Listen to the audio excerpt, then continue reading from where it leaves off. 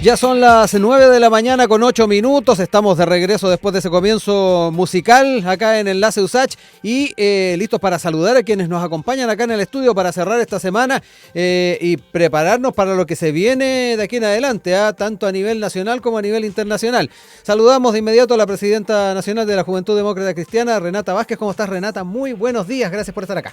Hola, buenos días. Aquí terminando la semana. Exactamente. Y Siempre tenemos... me había tocado los lunes. Exacto, entonces... tienes toda la razón. Primera vez que te toca día viernes, así que fantástico y además hay unos temas bien interesantes. Y saludamos al director del programa de salud y bioética del Instituto Res Pública, Jorge Acosta también. Jorge, bienvenido. Gracias por estar acá. Buenos días, Rodrigo. Muchas gracias por la invitación, Renata. Buenos días. Y también contento de estar por primera vez un día viernes. Es entretenido el viernes.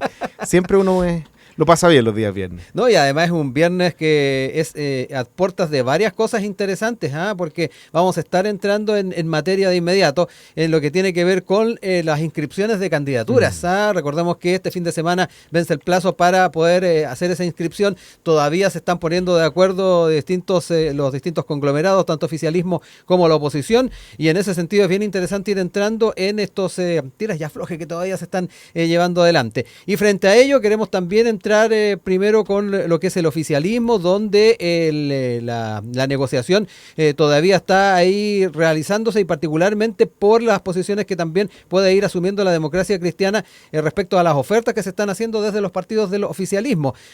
Particularmente se señala que hay unos nudos más complicados para sacar adelante, como es por ejemplo el tema de las gobernaciones y puntualmente lo que es Coquimbo. Es un tema que queremos ir abordando. También quería traer a colación algo que estuvimos dialogando en nuestro programa que nos antecede, Línea 1, donde estuvo el diputado Eric Aedo, estuvo ahí abordando algunas temáticas referentes a esta elección y entre otras cosas, a propósito del apoyo de la DC a Claudio Orrego, dijo vamos a apoyar a Orrego, sería absurdo simplemente levantar un candidato paralelo para darnos un gustito político.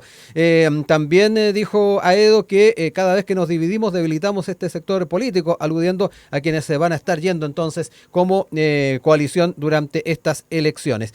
Quiero entrar en eso y empezar contigo, Renata, para ir observando también cómo han estado siguiendo estas negociaciones y efectivamente hay horizonte para llegar a acuerdo en este ámbito, tomando en cuenta que todavía hay cosas ahí por ir zanjando, particularmente Coquimbo. Claro. Bueno, está complejo el escenario, sobre todo en términos de que lo que yo he ido igual leyendo durante estos días es que todos hablan como de la unidad. Sí. Y de cómo ir separados nos costaría también las distintas elecciones. Se consiguió sí un primer avance en términos de alcaldía, sí, y vamos todos juntos. También hay ciertos acuerdos que nosotros pudimos lograr también en términos de concejales, con lo que fue como la concertación y sí los radicales porque ellos decidieron ir solos. Entonces en concejales estaríamos DC, PS, PPD. Y también ahí como que se dividieron las listas en términos como la izquierda, Frente Amplio, PC. Sí. Y en Cores también está todo abierto a propósito de la negociación del gobierno regional. Entonces, bueno, yo creo que ahora nosotros pudimos sumar un gobernador con Vladimir en Coquimbo y es importante poder que apuntemos a poder mantener Arica, Maule, que han sido nuestras gobernaciones. Y Coquimbo, los lagos también estaban como en la línea de poder incorporar un candidato más, ¿no? Claro, al menos competir en Coquimbo y los lagos. Porque lo que ocurre es que como no se inscribió pacto, es que van a haber puros pactos por omisión. Entonces, lo que se está pensando es mantener 8 regiones para como el que tiene mantiene, digamos, y competir en otras 8. Y dentro de esas 8 en las que podríamos competir sería Coquimbo y los lagos y mantener sí o sí Arica y Maule. Esa es como la configuración de la ADC, pero igual hay otras complicaciones porque Antofagasta se la pelea Partido Radical con el PPD y eso a nosotros nos complicaría en términos de cómo llevar una alianza de core. Claro. Porque en la alianza de core estamos viendo si es que vamos PS-PPD igual que en concejales o con los radicales. Entonces, si los radicales están buscando igual ese cupo en Antofagasta, y así como hay distintas configuraciones que se han complejizado, pero lo que sí quiero mencionar en que nosotros la juventud se caracteriza también por a veces tener opiniones quizás disímiles, y yo creo que apoyar Orrego es un término muy fuerte como para nosotros. Yo creo que omitirse, quizás no llevar un candidato por una cuestión de lógica electoral, bien, coincido con mi diputado, pero vicepresidente de la Cámara además. Pero eso es distinto a estar 100% con un ex militante y un independiente, que a mi parecer como partidos políticos nosotros tenemos que afirmar otro punto, afirmar a que existan o que se fortalezcan los partidos políticos, no que se debiliten por caudillo o por independiente. Entonces también hacer ese punto. Y en términos de negociación, bueno, está todo líquido hasta el lunes, y siempre ha sido así, o sea, en las inscripciones de los alcaldes también, hasta último minuto ahí zanjando comunas, tanto así que quedaron 12, creo, fuera de la inscripción de primaria, y tuvieron que hacer consulta ciudadana, otras se llegó a acuerdo. Así que igual ahí siempre las negociaciones se llevan al límite, y eso igual creo que es parte de la política. Sí. Jorge, quedémonos un poco en el oficialismo antes de entrar también en la vereda del frente, y particularmente estas señales que se tratan de dar de unidad. Ahí lo planteaba de alguna manera Renata, y que al menos se ha estado tratando de conseguir en el sector del oficialismo, en alcaldías, en concejalías y en cores. Todavía están ahí estos nudos en las gobernaciones. Pero no sé cómo ves también este tema de la característica que asumió esta coalición, y particularmente las diferencias que se puedan ir dando, particularmente en el tema de las gobernaciones y en competir incluso en algunas de ellas. Sí, yo creo que hay un par de puntos interesantes de relevar. Lo primero es que no olvidemos que hace mucho tiempo atrás el oficialismo mostró como un éxito y un contraste con la oposición el rápido acuerdo que tuvieron para la nominación de alcalde. Y dijeron, mira, aquí marcamos una diferencia, tanto que se anunció con bombo y platillo, ¿cierto?, que se incorporaba la democracia cristiana a esa negociación, y por lo tanto querían hacer un contraste.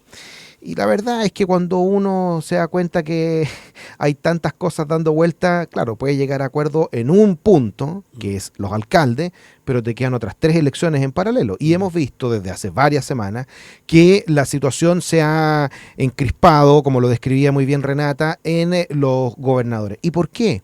Bueno, porque los gobernadores, ¿cierto?, tienen cierta particularidad. Uno, primero tenemos, ¿cierto?, la 15 de los 16 gobernadores son del oficialismo, ¿cierto?, o de la democracia cristiana. Sí. Por lo tanto, en ese contexto, evidentemente hay una mayor tensión, porque además saben que teniendo un gobierno tan mal evaluado como el que tenemos hoy día, una elección a nivel regional podría demostrar un fracaso bastante rotundo, digamos, en las elecciones, y por lo tanto tienen que elegir muy bien los candidatos, pero al mismo tiempo, como lo describían acá, también hay pretensiones, ¿cierto? Pretensiones de crecer, pretensiones de mantener, y eso evidentemente dar va a estar en señales juego. Para la otra elección también. Y dar señales para la elección que se viene, para las senatoriales, para los diputados. Ese es un punto. El segundo punto tiene que ver con también, bueno, la forma en que la propia democracia cristiana en esto vuelve a consolidar una posición política en la cual prefiere alinearse con el gobierno antes de mantenerse en la oposición. Esto que la democracia cristiana alguna vez dijo digamos, de no entrar al gobierno, la verdad es que no se entiende. No se entiende porque decidieron, bueno, entre comillas no se entiende, porque igual uno podría decir, sí hay personeros relevantes de la democracia cristiana que no son independientes, que no dejaron de ser militantes y que están ahí. El mejor ejemplo es el superintendente de salud, ¿cierto?, el exdiputado Víctor Torres, está ahí dentro del gobierno. Y por lo tanto, decide definitivamente zanjar, ¿cierto?, esa división que uno podría decir que se consolidó con el apruebo y el rechazo. O sea, la democracia cristiana decidió estar con Boric, la democracia cristiana decidió estar con el oficialismo, la democracia cristiana decidió estar con el Partido Comunista. Y es muy interesante que eso quede así de claro. Al mismo tiempo, hubo escisiones de la democracia cristiana bastante significativas, como los amarillos, como los demócratas, que decidieron estar en la oposición, así como lo hicieron también en el apruebo y el rechazo. De hecho, tú mencionabas el Maule. El Maule, entiendo yo que había una candidata bien cercana a la senadora del Maule, que era en ese tiempo de la democracia cristiana, pero que ahora estaba en la oposición. Entonces, es interesante cómo eso se va a mantener, y probablemente probablemente se va a mantener también para las elecciones del próximo año. Pero si los resultados son muy malos para el gobierno, como lo muestran las encuestas, que hay un 30% de las personas que están dispuestas a votar por el oficialismo y un 45% de las personas que están dispuestas a votar por la oposición, quizás esas alianzas se podrían resquebrajar un poco y podríamos tener un rebaraje. Renata, te doy la palabra y también hacer mención o comentar algo de lo que ha planteado Jorge e incorporar también el escenario en la oposición, donde también está teniendo Chile Vamos un poquito de dolor de cabeza a la hora de tratar de ponerse de acuerdo con republicanos, que tienen bastante ordenada ya su propuesta de candidaturas, pero Chile Vamos no ha podido llegar a consenso con ellos. ¿Cómo también lo ves, viendo en paralelo cada uno de estos escenarios y mirando la elección del próximo año? Porque yo creo que todos están también viendo esos resultados. Sí, por supuesto que las elecciones están súper cruzadas con la elección del próximo año, sobre todo porque hay que cumplir un umbral y también hay una proyección también con los propios gobernadores. O sea, nosotros tenemos el propio Eric Aedo y el propio Ricardo Cifuentes, diputados de la ADC, que fueron candidatos a gobernador fue en el mismo año, pero la elección anterior en ese momento. Creo que es importante como hacer el punto de que la Democracia Cristiana tomó una decisión institucional de no estar en el gobierno, pero al mismo tiempo tampoco ser oposición. O sea, tener la suficiente libertad para marcar una postura, porque por supuesto que hay valores claros en términos de lo que queremos para Chile, la justicia social, la reforma en derechos sociales y todo ese tipo de cosas que se comparten, por cierto, con el oficialismo, pero también desmarcándose porque hay también ciertas diferencias. O sea, yo creo que esa misma libertad es la que nos permite hoy día decir, nosotros hemos votado, y lo dijo también el presidente nacional, hemos votado todo con el gobierno. Hemos estado fielmente, de hecho más fiel quizás que algunos mismos partidos del oficialismo, con los proyectos de gobierno. No hemos frenado, no hemos vetado ningún proyecto del gobierno ni votado en contra. Es importante hacer ese punto porque no es que todo se mantenga así sin costo alguno. Entonces es muy importante que podamos entender que esto igual nos da la libertad para decir, bueno, en algunos lados también, o en algunas cosas también podemos nosotros, tenemos la suficiente libertad para decidir qué vamos a aprobar y qué se va a rechazar, o en el Congreso, o en términos de apoyo político para algunos proyectos del gobierno. Entonces yo creo que esa libertad nos permite también en este proceso donde existían estas crisis de identidad, cuando se va a demócratas, se va a amarillos, poder tener esta suficiente libertad para poder avanzar en esta identidad de la democracia cristiana. Eso para hacer el punto. Y lo otro es en términos de la oposición, que la verdad es que están yo creo que están igual de complicados en términos de acuerdo, porque históricamente la derecha se cuadraba y se encapsulaba principalmente en dos partidos, y eso era fácil también de negociar, habían identidades claras, pero ahora tenemos que surge el Partido Republicano, y naturalmente surgen movimientos que quieren ser más de derecha aún, o sea, los libertarios, por ejemplo, que está organizando Kaiser, que también quiere ser un partido, los socialcristianos y el Partido Republicano más a la derecha, están los históricos, la UDI-RN, los que se incorporaron Evópoli, y ahora estas otras derechas que intentan no ser tan derechas como para no encapsularse, que el PDG, demócrata y amarillo. Entonces, que se catalogan generalmente de centro. Claro, pero igual hay una discusión teórica ahí de, al final, con quiénes están. Entonces, como dime con quién anda y te diré quién eres. Entonces, al final ocurre que tenemos ahora de 2 a 9 partidos en formación o formados de derecha, y hay que ponerse de acuerdo. Y por eso, bueno, se mencionaba también que quizás hay algunas... siempre se ha dicho que la derecha es como más ordenada porque tiene menos partidos. Ahora están complicados porque se amplía este umbral, y tienen que ponerse de acuerdo entre más personas, y además algunos que insisten en decir que son de centro. Entonces, por eso yo decía, en ambos lados como que la fórmula pareciese ser la unidad, pero al mismo tiempo la dispersión de partidos es insostenible en un sistema así. Jorge, vuelvo contigo, y quería también traer a colación algo que trae el Mercurio a propósito de las conversaciones y las negociaciones de Chile Vamos con republicanos, y se está haciendo el gallito de alguna manera, porque ya desde republicanos han dicho, hay distintos aspirantes a concejales, a cores, 60 alcaldías, 15 gobernaciones, falta apretar el botón de aceptar, no más, dicen algunos dirigentes entonces que están ahí bien atentos a lo que es la negociación electoral. De alguna manera también está poniendo ahí la presión republicana. Sí, efectivamente hay situaciones complejas en ambos sectores a propósito de las negociaciones. Yo siempre dije, me hubiera gustado que esto se resolviera antes, creo que se le dio mucho tiempo, digamos, al oficialismo para rearmarse. Un gran ejemplo de eso, por ejemplo, es lo que hemos visto en Santiago. Digamos, teníamos, no sé, hace un año atrás una alcaldesa, Iracy Hasler, que incluso estaba siendo evaluada por su partido si seguía o no adelante. La intervinieron con el ex convencional y ex ministro Barraza.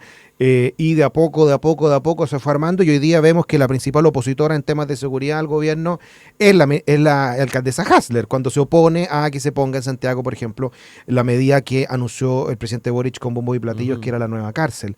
Entonces, se perdió un tiempo valioso para hacer campañas alineados con un solo candidato. Ahora, yo tiendo a creer que finalmente va a haber una fuerza muy poderosa que va a terminar alineando las voluntades en la oposición, tanto con Chile Vamos como con republicanos y los amarillos y los demócratas. Y esa fuerza es decirle al país con claridad que hay una unidad opositora al gobierno. Porque hay muchos chilenos, por lo menos el 60% durante los últimos 2 años, que está en contra de lo que ha hecho el gobierno, que está en contra de lo que ha propuesto el gobierno, que está en contra del proyecto político ideológico que representó la Convención Constitucional de Baza y Loncón, que está en contra de la forma en que el presidente Boric aborda cada uno de los temas, donde ha tenido que contradecirse con el diputado Boric para tratar de acercarse un poco a lo que quiere la ciudadanía, pero aún así tiene una mala evaluación. Si podemos lograr, ¿cierto?, que cada candidato a alcalde de la oposición sea un candidato único, que yo creo que se va a alcanzar, y al mismo tiempo avanzar también en la mejor estrategia para enfrentar la elección de los gobernadores, y al mismo tiempo logramos abrir el espacio para que todas las fuerzas políticas de la oposición puedan expresarse en los candidatos a concejales y en los candidatos a core, yo creo que vamos a tener un resultado que va a ser muy significativo, y ojalá se acerque bastante a lo que significó la alianza de las fuerzas del rechazo. Eso sería extraordinario, sería difícil, pero sería extraordinario. ¿Por qué? Porque hay que pensar que los chilenos de alguna manera ya están un poquito cabreados con la situación actual.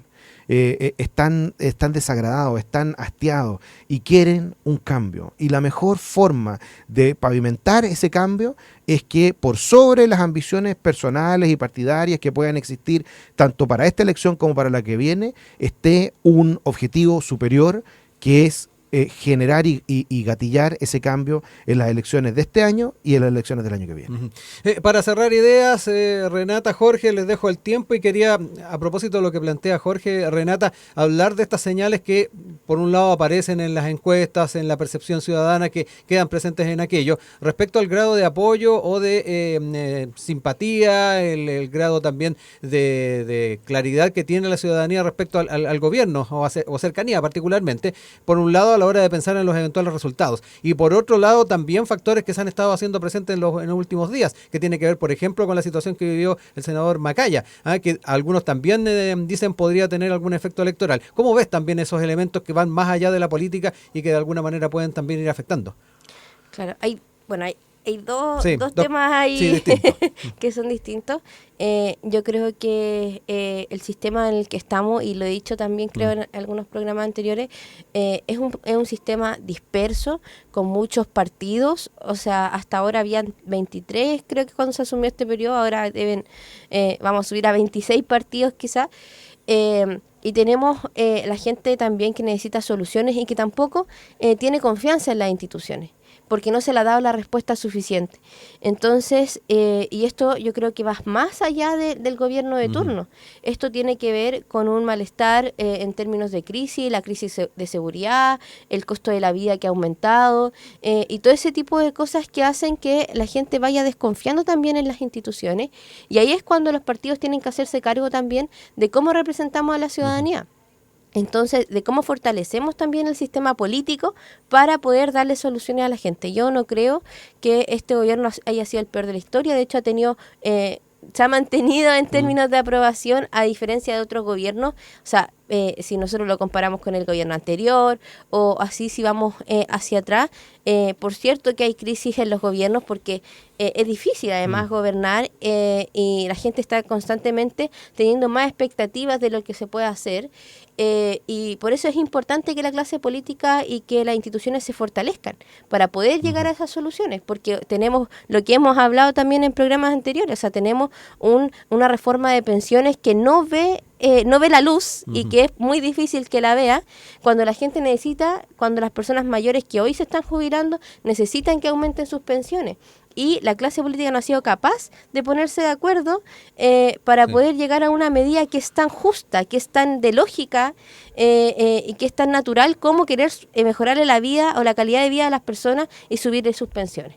Entonces, al final, lo que ocurre es que no estamos llegando, y por eso creo que tenemos que ordenar también cada uno nuestra casa y decir, tenemos que avanzar, tenemos que propender a darle las soluciones a las personas, y ese debería ser el foco en general, más que allá del cueteo de acá, del cueteo de allá, y como bueno, ahora que se viene en todo en términos electorales. Entonces, eso es una de las cosas que tenemos falencia. Y lo otro, en cuanto al lo dicho del senador Macaya, o sea, otro ejemplo de cómo debilitar las instituciones, o sea, de cuestionar el testimonio de víctimas que se atreven a denunciar, en sus 2 entrevistas, minimizar también lo que ocurre, y no defender por sobre todas las cosas a alguien que que representa una institución, que representaba en ese momento 2 instituciones, o sea, un partido político y además el Senado de la República de Chile. O sea, un miembro que representa una institución tan potente como el Senado, no fue capaz de decir esto no está bien. La justicia tiene que actuar como corresponde y tenemos que defender siempre los derechos de niños y niñas. Entonces, ¿cómo alguien, independiente obviamente de los lazos familiares y todo lo que uno pueda, entender de alguna forma que lo que él dice, él tiene un rol institucional? Entonces, nos cuestionamos también en ese sentido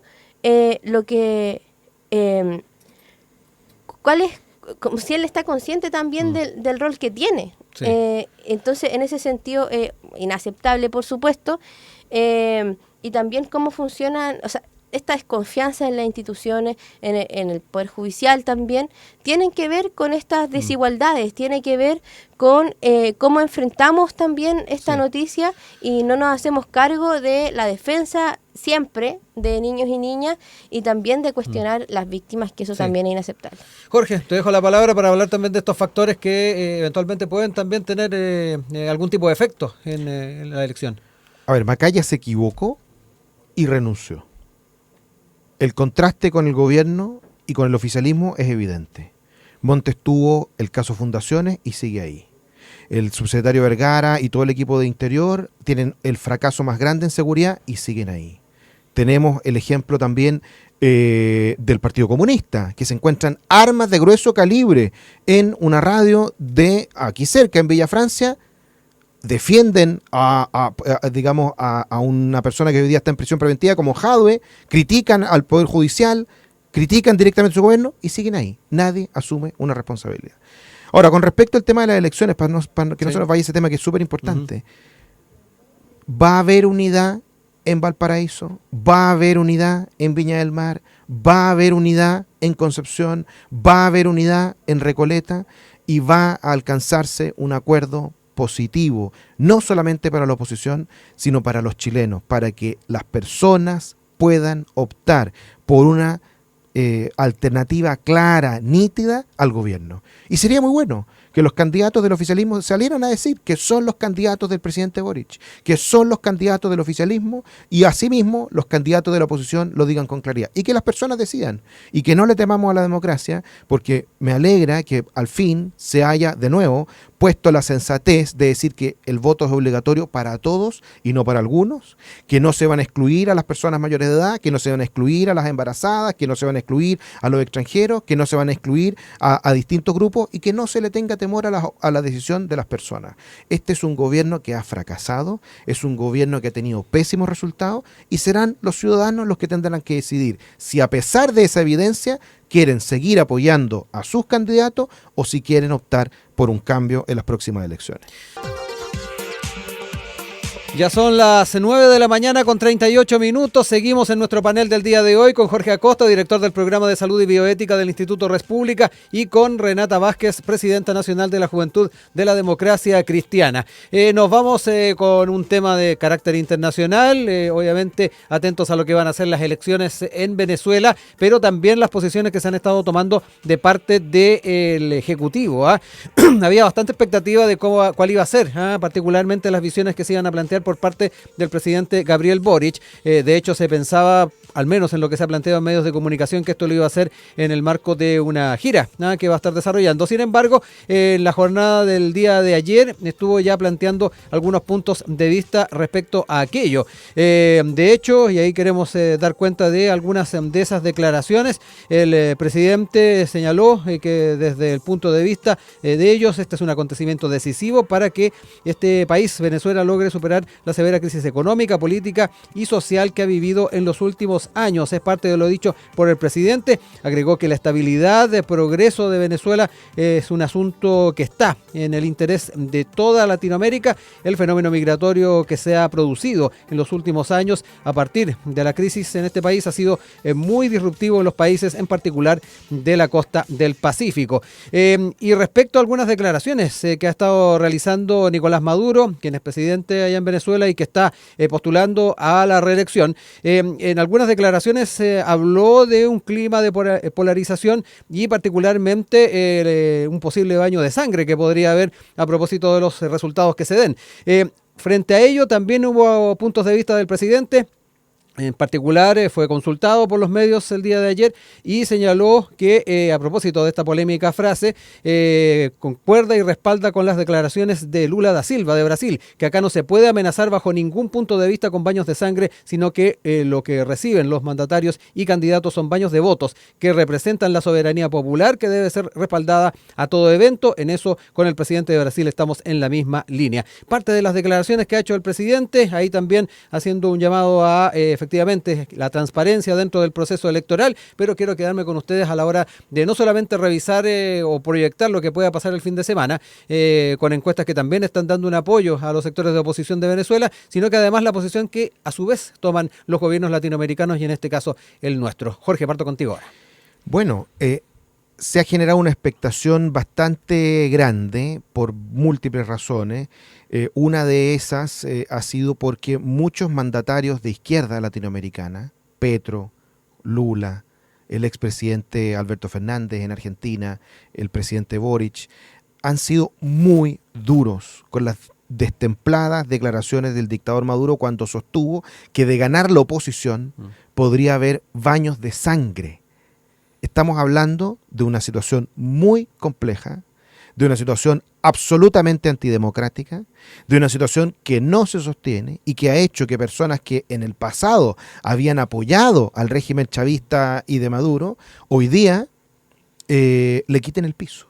Y le quitan el piso también en un contexto en que vemos que hay múltiples encuestas que muestran que hay 20, 30, 40 puntos de diferencia entre la oposición y el régimen de Maduro. Edmundo González, que es efectivamente el candidato. Edmundo González, que no lo conoce nadie, fue designado por el régimen, porque la candidata que eligió la oposición fue María Corina Machado. Y lamentablemente, como este es un régimen antidemocrático, es una dictadura, elige quién tiene que competirle. Y cancelaron la posibilidad de que María Corina pudiera inscribirse como candidata. Y designaron que el único que podía hacer era este jubilado, profesor retirado, que no conocía a nadie, y con eso pensaban que finalmente se iba a caer la posibilidad de que la oposición les ganara. Pero es tal el nivel de crisis social, el nivel de pobreza, el nivel de degradación que existe hoy día en Venezuela, que no hay forma de ganarle a la realidad. Y aunque el régimen quiera seguir manteniéndose en el poder, la gran mayoría de los venezolanos piensa lo contrario. Y por eso hemos visto una María Corina Machado tan entusiastamente participante de las campañas. Uno ve los videos y es realmente impresionante. Cada vez que hay una reunión de la oposición, hay hordas de gente en las calles, se llena, a pesar del calor, a pesar de las dificultades, ahí están. A pesar de que el régimen sigue persiguiendo también, por ejemplo, a las personas de seguridad de la oposición, de María Corina Machado, le han hecho atentados en los autos, han metido presos a personas de su campaña. Bueno, a pesar de eso, se llena. Y el propio Maduro, cuando lo han grabado en pequeñas concentraciones que intenta llevar con algunas personas fieles al régimen, ha criticado a la prensa y ha criticado al gobernador diciendo que hay más cámaras que personas. Y esto está documentado y está mostrado incluso en vivo. Por lo tanto, es una situación muy compleja la que se está viviendo en Venezuela. Y aquí estamos frente a dos situaciones. Una, ¿qué va a hacer el régimen una vez que quede claro que perdió en las elecciones el día domingo? ¿Va a aceptar la soberanía popular? ¿Va a aceptar, como dijo incluso el hijo de Maduro, que pierden, entonces se van a la oposición? ¿O va a seguir la teoría de Maduro papá? ¿O va a seguir la teoría de Diosdado Cabello, que la única alternativa es que ellos sigan en el gobierno? Una de las cosas más importantes de la democracia es que haya alternancia en el poder. Y si efectivamente no se produce porque ellos hacen fraude, vamos a estar en una situación de una crisis institucional tan importante que la comunidad internacional no va a poder seguir no haciéndose parte de una situación como esa. Renata, voy contigo para también ir haciendo esta visión más de región respecto a lo que va a estar pasando el día domingo y las posiciones que también ahí recordaba Jorge se han ido asumiendo por incluso liderazgos de izquierda a propósito de las declaraciones de Nicolás Maduro. ¿Cómo estás observando particularmente la posición que se ha estado tomando por parte del gobierno y el presidente?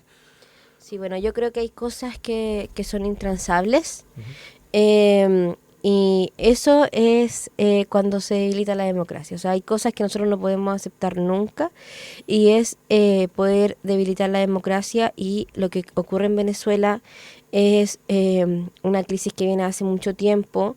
Nosotros a veces olvidamos que los venezolanos en Chile no solo son migrantes, sino que son refugiados políticos, independientes de todo lo que se aborda también en materia internacional en términos de migración y todo. Creo que es importante destacar ese punto, y lo que pueda ocurrir este fin de semana igual es bastante complejo de analizar, porque tenemos esta amenaza constante de parte de la dictadura de Maduro, y yo lo voy a decir con estas palabras, más que gobierno o disfrazarlo con eufemismo, porque tenemos una amenaza inminente con los dichos respecto a la elección, y también está la esperanza también un poco de los venezolanos de poder salir de esta crisis, de poder retornar. O sea, uno cuando habla con venezolanos en Chile dice: yo amo mi país. Nosotros teníamos una estabilidad como la que se tiene aquí en Chile, y admiran lo que está ocurriendo, a pesar de que yo siento que nosotros también tenemos quizás algunas debilidades en términos democráticos con este debilitamiento de las instituciones, pero aún así, como se ve desde otro punto de vista, se valora también la estabilidad institucional de Chile. Y yo creo que eso es importante, es cómo se reacciona internacionalmente, y cómo se puede hacer esa presión internacional para poder conducir a un país a esta libertad democrática. Y yo creo que hay, a pesar de todas estas amenazas, hay mucha esperanza en lo que pueda ocurrir el domingo, y creo que bueno, hablando, aquí hay una cuestión como bien de sentido humanitario, de hermanos latinoamericanos, digamos, que están sufriendo la crisis democrática, y también cómo nosotros somos capaces de hacernos parte también de esa, y poder empatizar con ese dolor, porque nosotros también tuvimos una dictadura sangrienta que le hizo muy mal a Chile y que la pudimos derrotar en las urnas. Y eso es importante, para eso es importante la presión internacional y todas estas declaraciones de los presidentes de izquierda a nivel latinoamericano, porque va a hacer que todos los ojos estén puestos en Venezuela y que haya la mínima posibilidad de que se acepte el resultado de la elección, que sabemos se puede vislumbrar, que bueno, depende mucho de lo que ocurra el día de la elección, pero hay un sentimiento del pueblo venezolano de querer salir de esta crisis democrática y de poder dejar de sufrir, en el fondo, todo lo que conlleva es vivir en una dictadura, el tener que alejarse de su familia, el tener que emigrar, todas esas presiones, o si se quedan también una presión constante de que de estar sufriendo en términos económicos y así, toda esta estabilidad. Entonces yo creo que hay mucha esperanza en este fin de semana para el pueblo venezolano,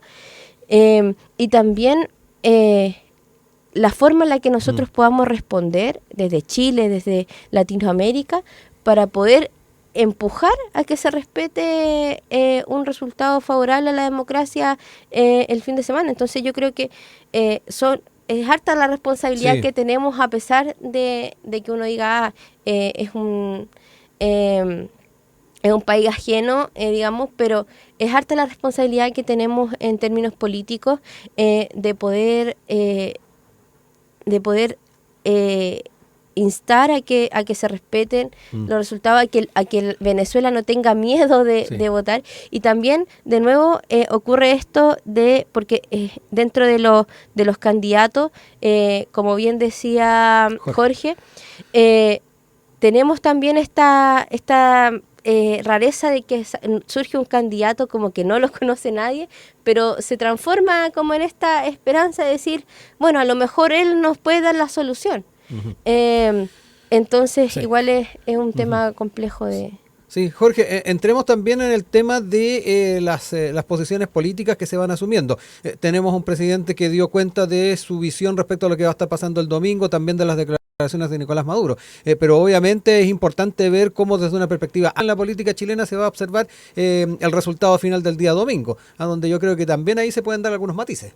O sea, por cierto, no olvidemos las palabras del presidente del Partido Comunista, la autora Cambona, cuando dijo que a mucha honra decía que era una democracia la que existía hoy día en Venezuela. Yo felicito a Renata que lo diga con esta claridad, porque yo también creo lo mismo, y la gran mayoría de las personas que observan la situación están de acuerdo con eso, de que lo que hay hoy día en Venezuela es una dictadura. Y es una dictadura, entre otras cosas, porque si fuera una democracia, justamente no estaríamos hablando de ojalá respete los resultados, ojalá no haga fraude, no designe él el candidato, no modifique, digamos, la Asamblea Nacional como pasó hace unos años cuando perdieron la mayoría de la Asamblea Nacional y la disolvió a través de la Asamblea Constituyente que se les ocurrió armar. Es decir, es un Estado totalitario, porque en las elecciones, en la democracia no solamente se necesita que se hagan elecciones y que sean limpias, sino que también se necesita que haya Estado de Derecho, que haya libertad de prensa. Supimos hace algunos días que lo último que iba quedando, que eran algunas páginas web independientes, el régimen las cerró también, porque no está de acuerdo con las personas que opinan distinto. Presidentes o expresidentes de izquierda como Alberto Fernández, que habían sido invitados para ser veedores, porque hicieron comentarios que son de toda lógica y que se sostienen absolutamente en favor de lo que había dicho Lula, que le daba temor, ¿cierto? Le daba miedo que el dictador Maduro hablara de baño de sangre. Cuando Alberto Fernández dice eso, al día siguiente le quitan las cartas credenciales y no puede ir de veedor. Entonces, de eso es lo que estamos hablando. Estamos hablando de una situación compleja.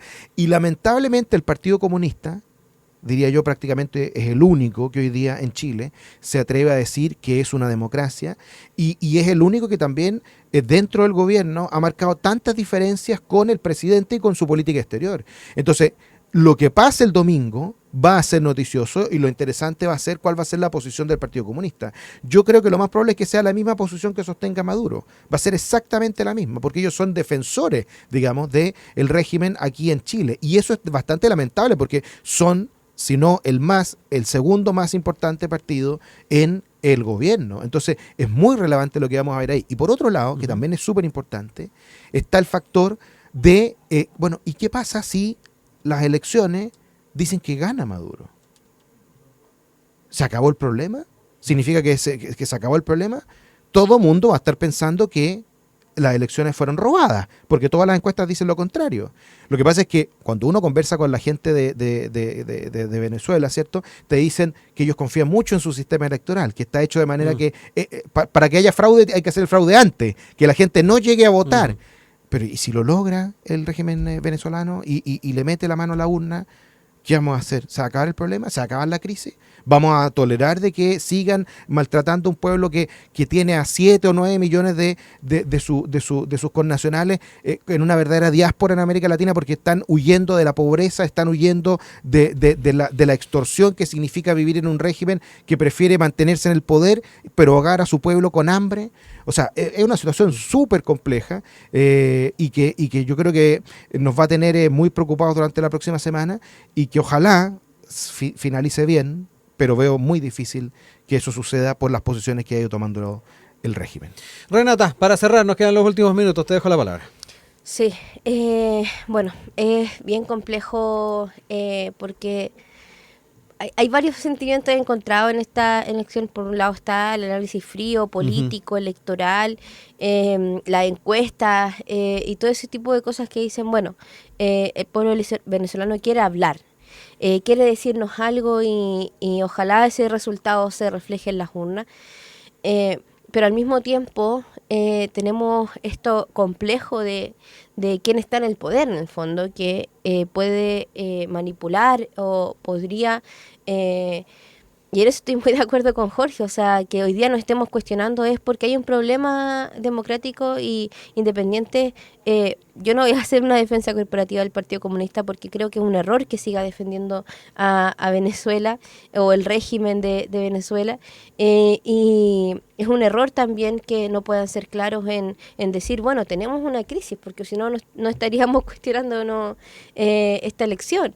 Y por eso yo creo que es importante que institucionalmente los presidentes puedan quizás ejercer esa presión internacional, que es lo único que nos queda por hacer, y si el régimen continúa, que es una interrogante que tenemos que abordar, cómo también le damos apoyo al pueblo venezolano de alguna manera.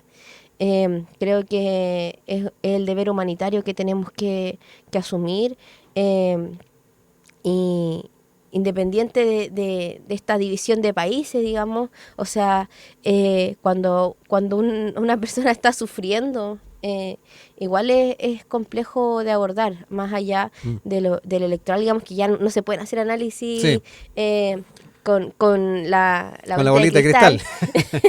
Pero claro, igual es bien complejo de abordar y bueno, esperemos que los resultados demuestren un resultado favorable para la ciudadanía venezolana, para los venezolanos en el mundo que tuvieron que emigrar y dejar a sus familias. Son las 9:56. Renata Vázquez, Jorge Acosta nos acompañaron en este día viernes. Sí, ¿algo más querías agregar? Sí, quería agregar a propósito también del tema que estamos hablando, porque en unos días más se cumple nuevamente un año más de la muerte de Mario Martínez, ex estudiante de esta universidad, demócrata cristiano también, una figura también, él era JDC, entonces no puedo dejar de mencionarlo en este espacio, ya que el legado que dejó también en la juventud y también en esta universidad en la lucha contra la dictadura, precisamente en este tema que hablábamos. Así que quería también recordar, ya que en unos días más se cumple un año más de su desaparición y después su posterior encuentro muerto en Santo Domingo. Así que quería mencionar. Perfecto. Gracias Renata, gracias Jorge por habernos acompañado. Vamos a tratar también de tener los días viernes a ver si, ya que les gustó el día. Nosotros